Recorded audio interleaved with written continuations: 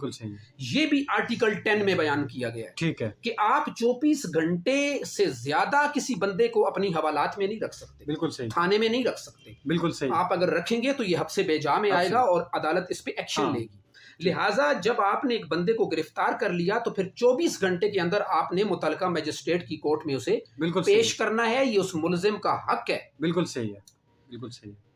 اور یہی 24 گھنٹے کے اندر پیش کرنے کا جو اصول ہے یہ ضابطۂ فوجداری کی سیکشن 6(1) بھی ہمیں دیتی ہے. دفعہ 61 یہ CRPC کی ہمیں دیتی ہے کہ 24 گھنٹے سے زیادہ آپ اسے اپنی کسٹڈی میں نہیں رکھ سکتے.